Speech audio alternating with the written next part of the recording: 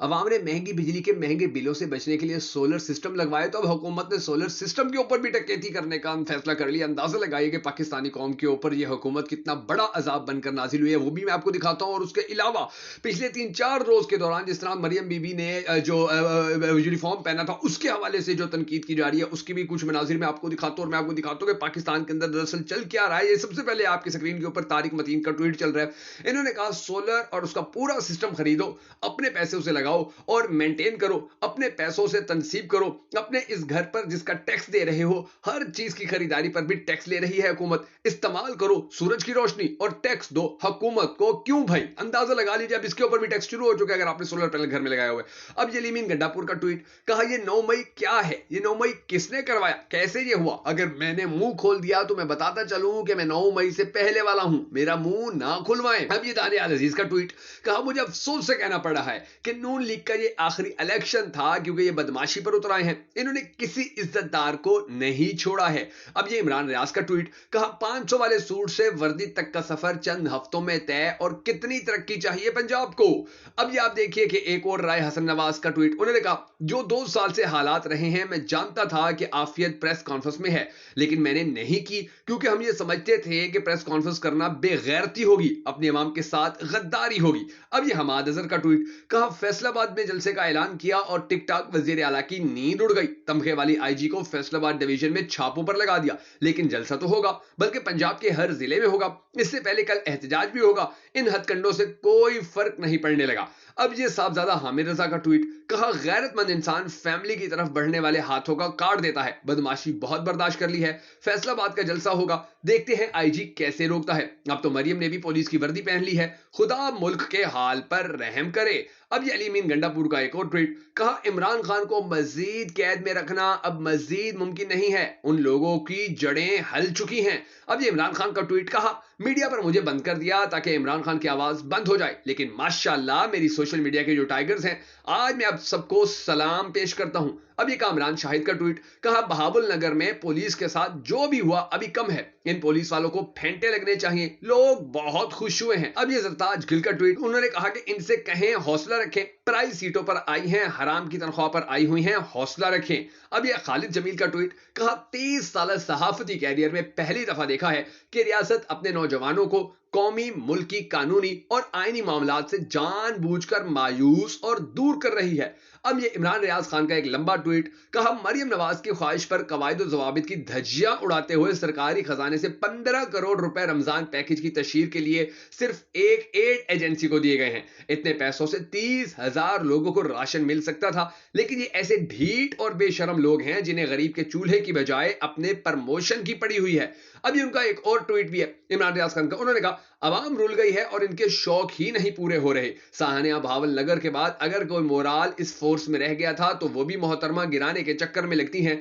इन्हें लाने वालों को सोचना चाहिए कि ये फिल्मों में छोटे मोटे रोल्स करने के शौकीन थे, मगर इन बहरूपियों और नौसरबाजों को बार बार कौम पर मुसल्लत कर दिया गया। अब ये इलामा राजे नासिर अब्बास का ट्वीट, कहा पावर पॉलिटिक्स खत्म होनी चाहिए, पाकिस्तान को मुश्किलात से निकालने का रास्ता आइन के मुताबिक चलना है, पाकिस्तान के अवाम के पास जाएंगे। अब ये देखिए कि एक और ट्वीट आपके हसन नियाजी के हवाले से, कहा जी अल्हम्दुलिल्लाह मेरी हसन नियाजी से मुलाकात हो गई है, हफीजुल्लाह नियाजी की आखिरकार अपने बेटे हसन नियाजी से मुलाकात हो गई। अब ये आप देख लीजिए चौधरी गुलाम हुसैन का, इन्होंने कहा ये जो भी बंदा झूठ पर मबनी बयानियां बनाए, अल्लाह ताला उसे इस दुनिया में भी गारत करे और आखिरत में भी, क्योंकि नून लीग ने कहा अब हम बहुत जल्द अपना बयानिया बनाने जा रहे हैं। अब ये कासिम सूरी का ट्वीट, कहा आखिर वही हुआ जिसका डर था, बुशरा बीबी की सेहत से मुतल्लिक तमाम खदशात दुरुस्त निकले, बुशरा बीबी की एंडोस्कोपी रिपोर्ट के मुताबिक इनके मैदे और खुराक की नाली में जख्म पाए गए हैं, इन्हें जो खाना दिया जाता रहा उस खाने में जहरीली अशिया डाली गई, इनके होंठ भी मुतासिर हैं और वो ठीक तरीके से बोल भी नहीं सकती। अब ये अली मुमताज का ट्वीट, कहा शर्म आनी चाहिए ऐसे जज को जिसने सनम जावेद और आलिया हमजा का 14 रोज का जिस्मानी रिमांड दे दिया।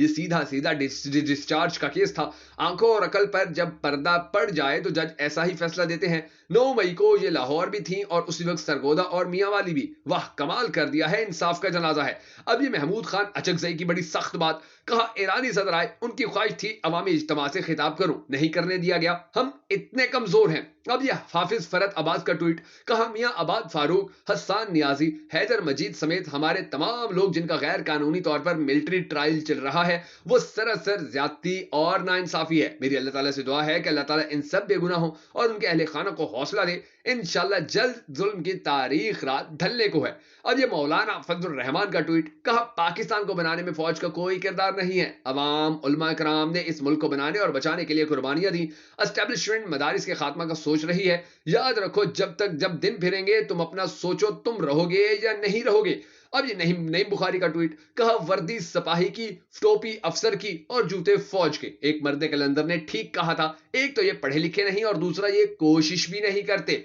अब ये जुल्फी बुखारी का ट्वीट, कहा तरक्की याफ्ता ममालिक में एस्टेब्लिशमेंट नाम की इस्तिलाह भी खत्म हो रही है और हर इदारा अपनी आईनी जिम्मेदारी के अलावा किसी मामले में मदाखलत का तस्वुर भी नहीं रखता, जबकि पाकिस्तान में मामला बिल्कुल मुख्तलिफ है और अक्सर बहरानों का सबब भी। अब ये अदील हबीब का ट्वीट, कहा कल जो खुलेआम बदमाशों की तरह नंगी धांधली की गई है, क्या चीफ जस्टिस काजी फाइज ईसा साहब उस पर कोई सो मोटो वगैरह लेंगे? अब ये अबूजर सलमान नियाजी का ट्वीट, कहा हमारे पास कोर्ट ऑर्डर्स मौजूद हैं, इसके बावजूद कल मियां अबाद फारूक और हसन नियाजी की फैमिलीज को मिलने नहीं दिया गया, इन्हें किसी और जगह मुंतकिल कर दिया गया। अब ये असदुल्ला खान का ट्वीट, कहा यह मशवरा भी टिकटॉकर सहेलियों ने दिया होगा कि मैडम कमाल का आइडिया है और मैडम से भी तस्वीरें बनाने का शौक, ना जाने क्या कुछ करा रहा है। ये नाजरीन ग्रामी पाकिस्तान के कुल मिला के हालात हैं, जो पाकिस्तान के बड़े बड़े सियासतदान, पाकिस्तान के बड़े बड़े जो जर्नलिस्ट थे, उनके जो ख्यालात थे, उनकी जो सोच थी, उनकी जो बातें थी, और पाकिस्तान की जो अहम तरीन शख्सियत थी कि पाकिस्तान के हालात के ऊपर देखिए, वो कोई ये कह रहा है कि जी दुनिया में एस्टेब्लिशमेंट खत्म हो रही है, पाकिस्तान के अंदर निजाम उल्टा चलाया जा रहा है, हर इदारा अपनी आईनी जो हदूद है उन्हीं के अंदर रह के काम कर रहा है। फिर आप जी देख लीजिए नाज़रीन ग्रामी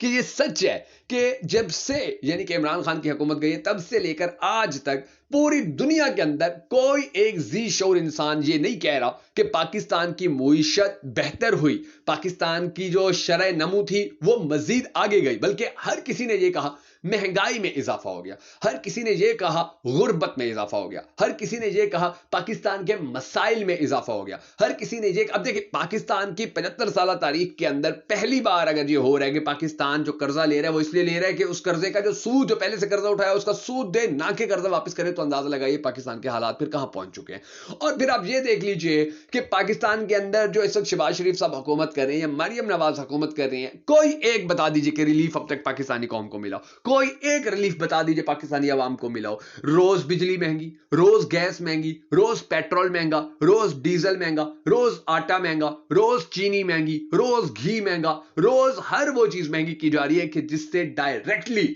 जो पाकिस्तान की 70% गरीब अवाम है उसका पाला पड़ता है। उन्होंने आटा खाना होता है, आटा महंगा, उन्होंने एक बिजली का बल्ब और एक पंखा चलाना होता है, उसका बिल बड़ा आसमान पे पहुंच गया। जिन लोगों ने बेचारों ने गैस के मीटर लगवाए हुए हैं वो गैस के मीटर अब उखड़वाने की दरख्वास्तें देते फिर रहे हैं। जो लोग दिहाड़ियां करते थे उनकी यानी कि कारोबार जो पाकिस्तान के अंदर, देखिए आप मुझे बता दीजिए दिल पे हाथ रख के कि जब से PDM 1 आई, उसके बाद निगरान हुकूमत आई, PDM 2 आई, किसी एक मुल्क ने एक टके की, एक धेले की इन्वेस्टमेंट पाकिस्तान के अंदर की है? ऐलानात तो होते हैं, जब ये दूसरे ममालिक के अंदर जाते हैं, वो यहां पे आते हैं तो मुआहिदों के ऊपर वो सिग्नेचर भी करते हैं, बात भी होती है, लेकिन अभी आप ये देखिए कि PDM 1 के दौरान वो कितना यानी कि $8 अरब पाकिस्तान को मिलने जा रहे हैं, वो कितना ढिंडोरा पीटा गया था, कितना शोर किया गया था, वो मुल्क हमारे पास इतने लेके आएगा, वो मुल्क इतने लेके आएगा, एक टका नहीं आ सका, एक धेला नहीं आ सका, किसी एक गरीब बंदे को रोजगार नहीं मिला, उसकी वजह से किसी एक गरीब बंदे की जिंदगी बेहतर नहीं हुई। उल्टा पाकिस्तान को, पाकिस्तान के बड़े बड़े मायानाज लोग जिनके अंदर डॉक्टर्स थे, प्रोफेसर्स थे,